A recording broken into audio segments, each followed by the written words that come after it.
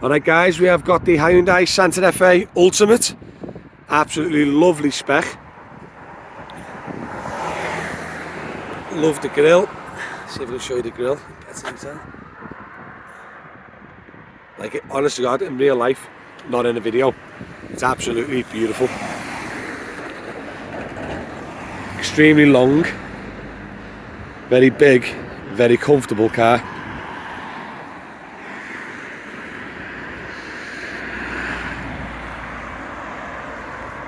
There's the other lines on it.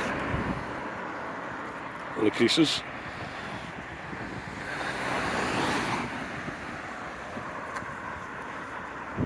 Very nice. Also, the Ultimate has the power boot, power tailgate. Now we've left the seats up just to show you, because obviously it is a 7-seater. You still got a bit of room, so you can just put a few bits in, and obviously storage, all your bits and bobs. And then you've got your 2 rear seats. Now the middle line seats, they're on rails, so you can go forward and back. So if you've got taller passengers in the back, you can move them forward and get more room for them, or you can put it back if you've got small kids. So it's very practical, and it does carry 7 passengers. Now I'll just put these down, just push them. I just pull like that. Pull that, there you go. And now the boot, we've just googled, there's about 570 litres to 620, depending on where on the rail is those seats. At the moment those seats are all the way back, but you can slide them, slide them forward for us, Sean, straight away.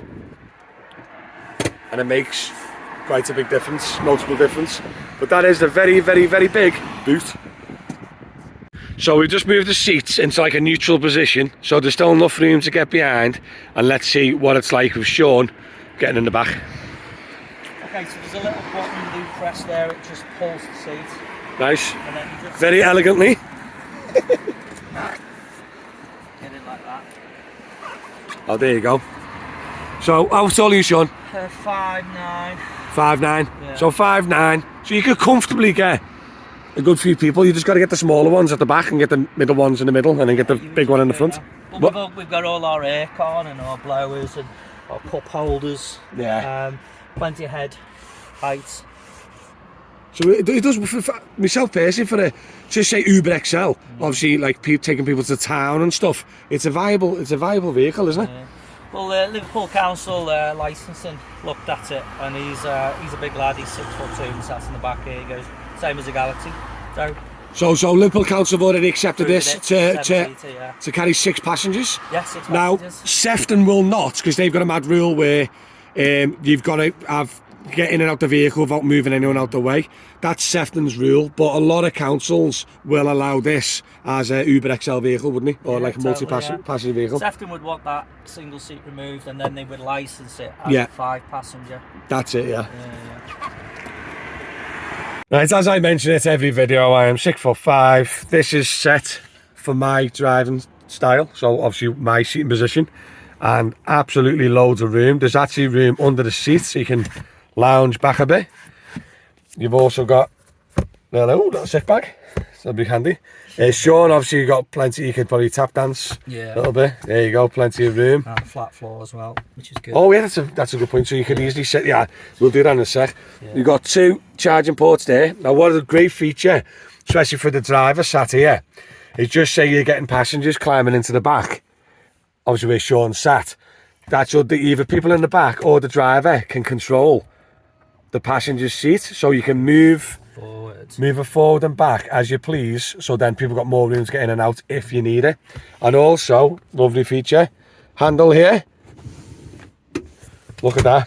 So now obviously I'm lanky, but if you had small passengers in and you moved it right forward, like ridiculously forward, the boot is absolutely massive, and also the rear leg room and the back seats is also really big. So that is definitely a win. And also lovely feature in only the Ultimate rear heated seats, which is just an absolute, and built-in blinds built-in blinds for an absolute lovely luxurious rear feel. We'd definitely get away with this being executive. Yeah, for the room, the size, the storage. And normally, Seats you are know, gorgeous, no? there's a couple been ordered, and it's for a family. They can't afford to have a 7-seater and a taxi. So the MPG on these vehicles as a plug-in is really good. So, you know, you can have, use as a 4-seater. If you can license for a 6-seater, great, but it's not the game changer. The game changer is having the storage and the having size. a family to do a job on both vehicles. So, like, as an example, if I've only got 2 kids, if I had like 4 kids or 3 kids, I could have this as my taxi, carrying 4 passengers with loads of boot space, but also have that for personal to pop up if I'm going for days out and stuff with the family and stuff like that.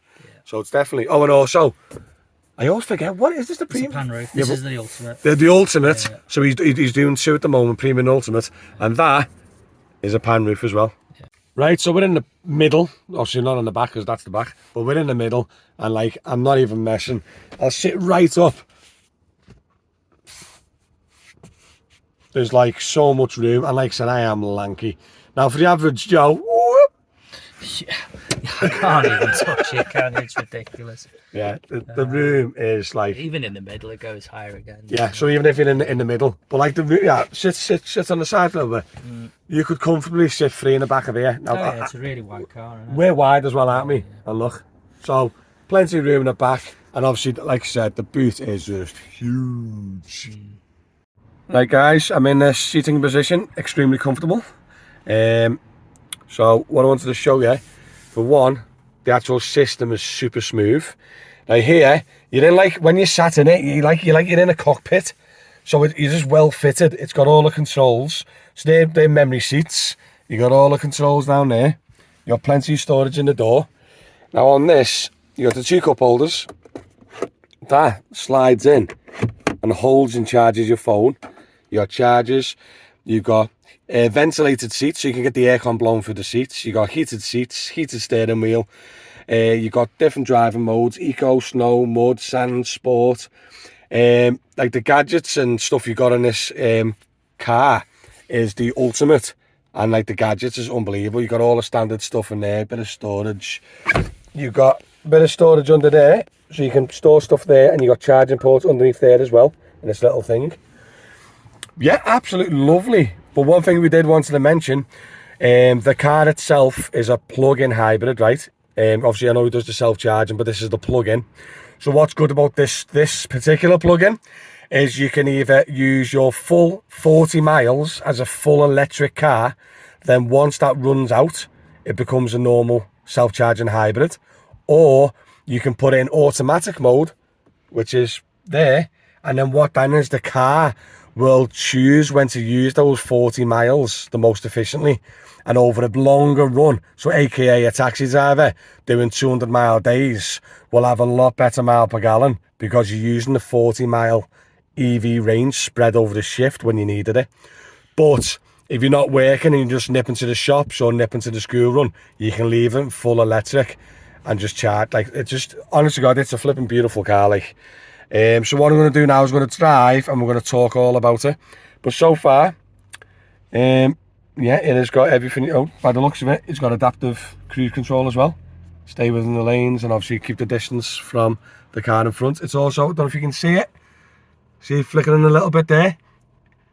It's just not showing up on the camera, but oh, there you go. It's got a heads-up display. That shows all the time as well. The pillars seem quite thin, so the blind spots aren't as bad. But look at that. So when you indicate, it's got cameras, right? And also, if you see the little car on the heads-up display, it'll flash up if someone's in your blind spot that you can't see. But just the little features like this is just beautiful. And obviously, a full pan roof. Full panoramic roof. So absolutely an amazing car. Right guys, one thing I did want to add is not all cars have this, but it's a brilliant feature. The door overhangs the sill. Yeah? Right? So every time people get in and out your car, you don't get the back of your pants dirty when you sit in like that, because it's always clean. Absolute lovely little feature. Here we go. So now I've drove it down here, Absolutely drives superb. Sean's going to drive it back and just talk about the technicality stuff that I haven't got a clue about. So Sean knows about the tech and I know about the space and stuff and what it's like to be a taxi driver. So here he is, right? What do you want to start with first? Okay, so we'll talk about the power. So the advantages from a plug-in is having rear-wheel drive electric motors.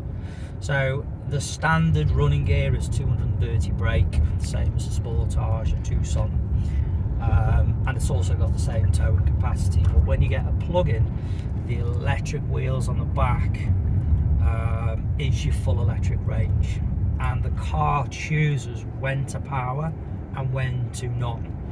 But what is interesting is the way we can coast and charge up even on long distances, and we'll go into some MPG based on actual driving. Now, we've never driven this vehicle as a hybrid because this is the family vehicle that gets fully charged, but we've seen how it's managed with towing on longer distances, and go to see Coldplay, which you can see the post on Car and Cab's Facebook page of images of MPG. Plug. Yeah. So I know for a fact that we more or less get 20 miles per gallon better for a plug-in hybrid from Self-charging. a self-charging hybrid. Yeah. And we can coast and charge like all the new hybrids that coming in. So if you can see now, I'm on what am I on here now? So I'm in mix mode, and it's so that's automatic mode on the dash. Mode. So the car decides. It's deciding that it's more fuel efficient, and you can see it's literally, I'm just coasting now. She's charging, and I'm not braking at all. And then I just finish off with a brake to just finish the charge up. So if we're on the motorway and we stay under that magic number 70 miles per hour, I always do 65. Yeah, I do 65. I drop it to 65 to 60, then edge back up, drop it, and I'm charging all the time. So we can charge the vehicle up as we're driving, even towing the caravan. So when you're coasting? Coasting. Yeah, so someone slow down in front of you instead of braking, just let go and just slowly get behind them. So every opportunity, you know, I'm backed off now. I'm still staying the same distance away from that car. Yeah, but he's not pressing no pedals, and it's slowly and I'm charging, and it's coasting and charging. And then, you know, if I can just go around that roundabout, which it can. Now he's driving on the roundabout. It should be, there you go. So now the electric's going back to the wheels, but then as soon as he reaches speed, he let goes and relaxes. It goes back to charging. So the actual ability to charge this vehicle with driving is so much better than the older ones, isn't it? Yeah, because it was only on brake. Yeah. Where now it's on coast. Yeah. So it's charging so much more, which means longer range, better mile per gallon and stuff like that. Well, how long does it take to charge this though? Because it's a plug-in. Off a plug-in, about 5 hours off a plug socket, and it will go down to 2.5 if a 7 kilowatt like you had at yours. So my wall charger, I can get this charged up to 40 mile range, 40 isn't it? mile range, yeah. 40 mile range in 2.5 hours. So if you're doing split shifts, you're literally getting 80 miles of full electric, without the obviously downside of running out. You can just then run your hybrid system after, can't you? You could charge up twice a day, get 80 miles of full electric and use your head, but you know, we use this as a family car to tow the caravan, because there isn't anything that you can tow caravans in plug-in hybrids really.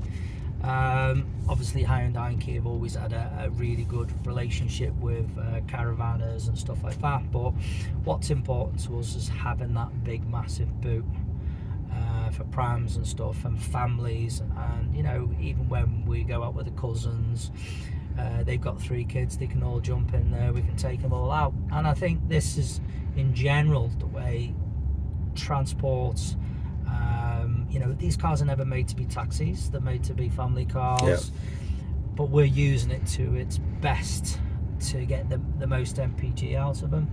So what we've found out is the longer you drive them, the less MPG, because your electric range runs out. It's not rocket science to work that out. And the worst it will do, even in a hybrid, when you're driving in full, you know, when the electrics all run out, is 33 miles per gallon around town, worst case, and probably about 38 miles per gallon on the run. But that's obviously once straight. all your electric's gone. But your 40-mile range, obviously that can be spread out hours and hours over your shift, can't it? Yeah. So we're doing about 57 miles per gallon in what in the city, automatic range? the automatic range. Yeah. Spread over a 200-mile range, which is majority of drivers' work. Yeah. So if I do, say, if I fully charge it in the morning, drive 200 miles throughout the day, using that 40 miles automatically just when it needed, I'll average like what 50s. 57 miles In a per massive gallon. car like this is impressive, isn't it? And also we got the problem with diesel, that obviously diesel split off at 22p per litre more now. I'm actually going to do a video on this either before this or just after it, about how diesel is now, obviously because now diesel's going, it is going. The price of diesel and petrol has been quite similar in the past, but now it's going to start slowly branching off, where diesel's going to go crazy expensive and petrol's going to stay quite relatively okay to support the hybrids and stuff like that. But diesels, unfortunately, are a dying breed. Like in London, you can't even. Yeah, you can't. You can only license. You can't put a brand new diesel on. You can't even. You can't license them. They have to be a certain age because they're finished products. Basically, they don't want them. I mean, just like now, I'm doing 173 miles per gallon. And that's only because I've got the EV range and it's choosing to stay in EV, the way of my style of driving. But what was interesting, when we went to France this year and we drove all the way to Manchester Airport from South Wirral, and we drove half the way back, so we only used a quarter of the journey of petrol on. So we drove all the way in EV, and it was summertime, so obviously we're going to use more energy at winter, blowers, lights, heats. So your 40 miles might go down to about 33 miles. But generally speaking, when we switch the car on to warm the car up in the morning, even if it's in full electric, it won't let you until the car is warm, because it's cheaper to charge it up, warm the car by the petrol engine. That's clever, that. Yeah. Because like I think the bus didn't. The bus used electric to heat. Yeah. So when this won't do it. Yeah. It won't allow it. So if you get in this car first thing in the morning, you turn it on, the engine will kick straight in to heat it up, which will then protect your 40-mile range and not waste it. But the good thing with the plug-ins, you can preheat the car in the morning while it's still plugged in, like the electric cars. Yeah, so anything premium above has that facility to preheat the car, so that the car's been heated up off the mains, so then your electric range is improved. So when we're talking about the running gear, so the running gear is the same as the Sportage and the Tucson, and this has got a 3-meter wheelbase, the same as the Ioniq 5, so it's built on the same platform. Ioniq 5 and Ioniq 6, it's all the same running gear basically, so that's why it's so much room inside. But when we add the electric motors on the back, it goes from 230 to 265, because we've got the electric motors. And what the interesting part is it actually switches those electric motors off when we're not needing them. So we're not going to waste energy driving in all-wheel drive all the time. It just chooses, do you know what, I can just power off the hybrid system, get better MPG, and of course need the power if you're towing or you're driving up massive hills. Then of course it will just fly up it. Because we explained, didn't we, that like this could work for the likes of Uber XL, where you can carry 6 passengers, but also it'll still work as if you're carrying 4 passengers, but you got the massive boot if you're doing like airports or whatever. It looks like this is quite multifunctional, where same as like if you need a big boot, you can compromise the rear leg room by bringing it forward, or if you need the rear leg room, you put that right back and you don't need the boot. So it's so like, it just feels practical, where it ticks every box, you know what I mean? At the end of the day, you don't put somebody over 6 foot in the boot. The smallest go in the back. I tried, I got stuck. Quite frankly, we're not going to get affordable EVs to do that. Do you mean like affordable buses and stuff like that? Yeah, because even like now, the new buses, once you put the heating on and you go up and down the motorway, you're talking 90 miles, aren't you? 80, 90 mile range in like the new big buses with the full electric buses. So this is definitely a very good multi-passenger, Yeah, obviously taxi, Uber. It ticks boxes. You know, from a practicality, you know, just like I was ordering loads of Galaxy plug-in Phevs with you know, on the old Galaxy, but it didn't happen. There isn't any 6 or 7 seater vehicles now that we can actually sell the trade unless you're in diesel. So, But like we said, diesels now. And you know, dying. like people with height restrictions, we've made a step that can, you know, this is what same height as a Sportage to climb into, really. So not much difference in it. You know, we've made a step that can just sit in the boot and it doesn't move, and it can extend to any vehicle as well. So, you know, people with height restrictions getting in and out. Not that I find it hard to get in and out, because it's more or less just slide straight in, personally. Yeah, the seats are like bum height, aren't they? You just kind of just sit into it. It's so easy just slip straight into it. But, you know, with the floor height, because it's got batteries underneath it, the actual curb height is higher. You know, so everybody's, you know, we're trying to find a vehicle that will meet all the requirements, really. Because, you know, it's not ever made to be a taxi.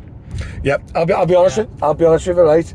This car is definitely it's a proper belter, and what I do like about it, it's so versatile. Like I said, like the range in a mile per gallon might not be the best compared to like a Nero, but you can't get 7 seats in a Nero. You can't get as much space and legroom as a Nero. So it all depends on personal preference. If you want to bounce around in a Nero, bounce around in a Nero. If you want something bigger, a bit more comfier, more seats, and everything else, then you got to go for the bigger cars, isn't it? But myself personally, this is brilliant. Oh, also before we end the video, pricing. Pricing. Okay, so 2 models, innit? Yeah, we've got 2 models. We've ordered premium hybrid, and we've also ordered the ultimate plug-in. But you know, we've done a mixed bag. So 36,000 quid for a 7-seater premium hybrid, 40 grand for a premium plug-in hybrid, so 3 grand more, and 43 grand for an ultimate, what we're in now. So what we're in now, 43 grand, and they're like 50 grand new. 52 grand. So if you want to buy this from Hyundai, it's 52, but you can get it for 43 through Sean if you're a licensed taxi driver or a private hire driver, isn't it? But still, honest to God, guys, like come on, like look, just read, like you know what I mean? Just lounging on me, isn't it? But it's a really comfy car. It's in the ultimate as well. We get all the mood lighting and then the built. Oh, he said that I can't see it at the moment because obviously it's daytime. But he said that there's all mood lighting in here. All lights up nice and blue in here. And it's all like, you know, it's all blue and white here. It looks very Mercedes-like, I think, at night time. Oh right, okay, very nice. Even the power, like. Jesus. So yeah, it's pokey then, yeah. 265 brakes, so it's got a lot of power, like. So if you're in a bit of a rush to the airport, you can fly down in this. but yeah, honest to God, is that everything? You covered everything, haven't you, really? Pretty much, mate. Yeah. So yeah, no worries, guys. Hopefully you enjoyed the video. I think it might be a little bit of a long one by the time we've added all the clips together, but it's a long car, so we needed a long video. But yeah, I've got to say it is absolute. Amazing car, and I'm very glad that I got to drive it today. So nice one, thank you very much for watching. Big thumbs up, and Sean, thank you for being a part of my video again. And yeah, I'll catch you all later. Bye bye. Alright guys, just finished that little review there. I've got to say guys, this car feels tiny in comparison. Absolutely beast of a car, absolutely gorgeous, lovely. I'm very tempted. I might buy one. Beautiful cars though. But what I want to ask is, well, don't forget guys, Car and Cab Care can only sell to private hire drivers or taxi drivers. That's how we get the discounts, because he sells them to the taxi trade, private hire trade. And also obviously if you are getting an EV or a plug-in hybrid car, then check out Costellos EV. They do solar panels and they also do wall chargers. Tell them I sent you as well, guys. But both of them, all their details are in the description of the video below. And yeah, nice one. Thank you very much for watching. I hope you give it a like, subscribe and all that jazz. And I'll catch you later. Peace out.